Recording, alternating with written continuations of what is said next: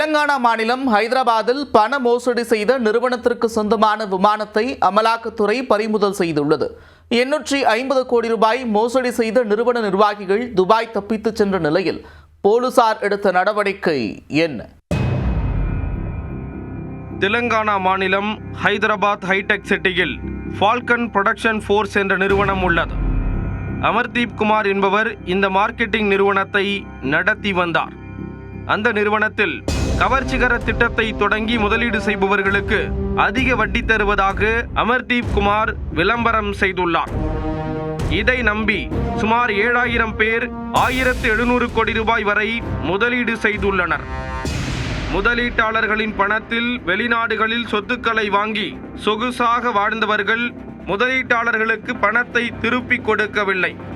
பாதிக்கப்பட்டவர்கள் அளித்த புகாரின் அடிப்படையில் சைபராபாத் பொருளாதார குற்றப்பிரிவு போலீசார் வழக்கு பதிவு செய்துள்ளனர். ஆனால் அதற்கு முன்பே ஃபால்கன் நிறுவனத்தின் தலைமை நிர்வாக அதிகாரிகள் துபாய்க்கு தப்பிச் சென்று விட்டனர். மோசடி செய்து தப்பிச் சென்றவர்களை பிடித்து இந்தியாவுக்கு கொண்டுவர சைபராபாத் காவல்துறை லுக் அவுட் நோட்டீஸ் வெளியிட்டுள்ளது. இந்த பண மோசடி விவகாரத்தில் அமலாக்கத்துறையும் விசாரணை நடத்தி வழக்கு பதிவு செய்துள்ளது. அமலாக்கத்துறை நடத்திய விசாரணையில் 22 போலி நிறுவனங்கள் மூலம் ஐக்கிய அரபு அமீரகத்திற்கு பணத்தை கொண்டு சென்றது தெரிய வந்தது.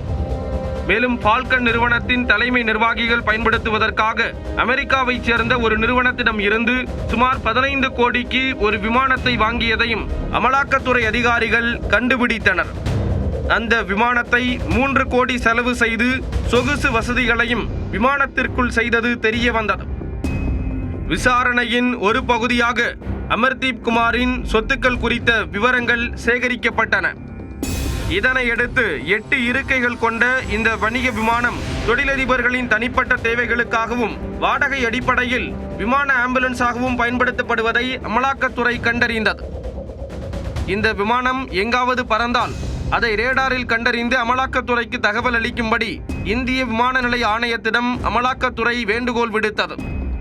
அதன்படி துபாயிலிருந்து அந்த விமானம் தெலுங்கானா மாநிலம் ஹைதராபாத் ராஜீவ்காந்தி சர்வதேச விமான நிலையத்திற்கு வருவது தெரிய வந்தது. அந்த விமானம் தரையிறங்கியதும் அமலாக்கத்துறைக்கு அதிகாரிகள் தகவல் கொடுத்துள்ளனர். உடனே அமலாக்கத்துறை அதிகாரிகள் 8 பேர் கொண்ட குழுவினர் விமான நிலையத்தை அடைந்து விமானத்தை ஆய்வு செய்து அதை பறிமுதல் செய்துள்ளனர்.